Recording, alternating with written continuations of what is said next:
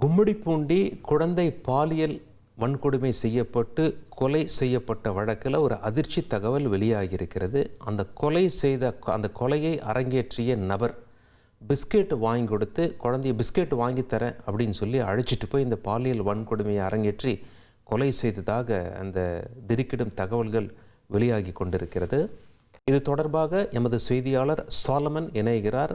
Solomon, police விசாரணையில என்ன தெரிய வந்திருக்கு? கும்மிடிப்பூண்டி அருகே 3 வயது பெண் குழந்தை பாலியல் வன்கொடுமை செய்யப்பட்டு கொலை செய்யப்பட்ட சம்பவமானது தமிழகம் முழுவதிலுமே பெரும் அதிர்வலை ஏற்படுத்தி வருகிறது. குறிப்பாக இந்த சம்பவம் தொடர்பாக பொதுமக்களே அந்த பாலியல் வன்கொடுமை செய்த 19 வயது இளைஞரை பிடித்து போலீசாரிடம் கொடுத்தனர். சிப்காட் போலீசார் இது தொடர்பாக போக்சோ உள்ளிட்ட பிரிவின் கீழே வழக்கு பதிவு செய்து பின்னர் கொலை பிரிவும் அதுல பதிவு செய்யப்பட்டு சேர்க்கப்பட்டது. இந்த நிலையில தான் தற்போது 3 வயது அந்த பெண் குழந்தையோட உடலானது ஸ்டான்லி அரசு மருத்துவமனையில வைக்கப்பட்டிருக்கக்கூடிய நிலையில சிப்காட் போலீசார் ஸ்டான்லி அரசு மருத்துவமனைக்கு சம்பந்தப்பட்ட ஆவணங்களை மருத்துவரிடம் காண்பித்த நிலையில தற்போது 3 வயது குழந்தைக்கான அந்த பிரேத பரிசோதனையானது தற்போது துவங்கி நடைபெற்று வருகிறது.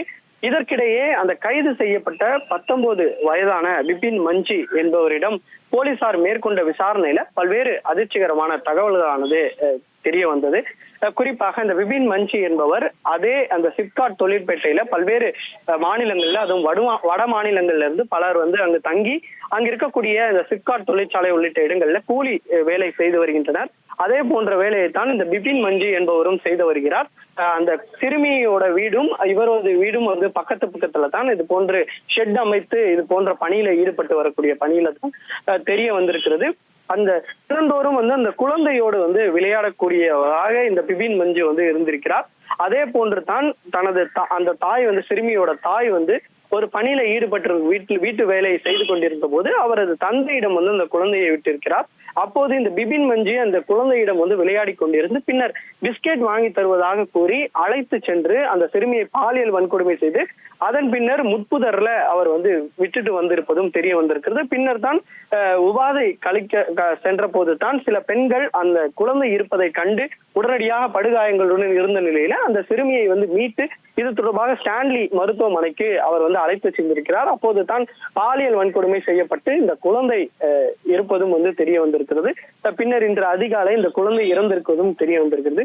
இதனைத் தொடர்ந்து தற்போது போலீசார் வழக்கு பதிவு செய்து விசாரணை மேற்கொண்டு வரக்கூடிய நிலையில அப்பகுதி வாசிகள் மற்றும் பொதுமக்கள் ஒரு இந்த சம்பவம் கூட்டு பாலியல் வன்கொடுமை நடந்திருப்பதாக ஒரு குற்றம் சாட்டி தொடர்ச்சியாக சாலை மறியல் உள்ளிட்ட போராட்டங்களிலும் ஈடுபட்டு வருகின்றனர்.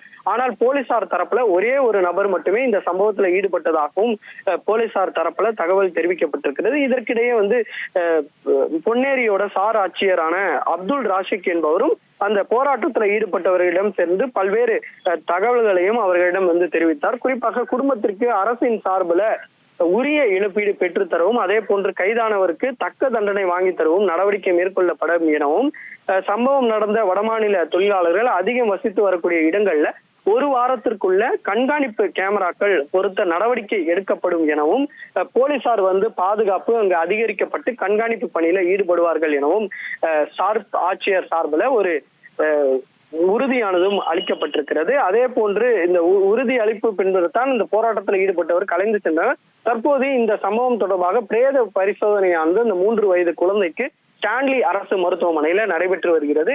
அதன் பின்னர் தான் பிரேத பரிசோதனை பொறுத்து தான் இது கூட்டு பாலியலா அல்லது ஒரே ஒருவர் தான் இதில் ஈடுபட்டாரா என்பது குறித்தான முழு தகவல் தெரிய வரும் என எதிர்பார்க்கப்படுகிறது. உங்களுடைய விரிவான தகவல்களுக்கு நன்றி சாலமன். இனி செல்லும் இடமெல்லாம் செய்தி. தந்தை டிவியின் வாட்ஸ்அப் சேனலை ஃபாலோ பண்ணினா செல்லருக்கும் இடமெல்லாம் செய்தி. இதோ QR கோட் இப்பவே ஸ்கேன் பண்ணுங்க, ஃபாலோ பண்ணுங்க.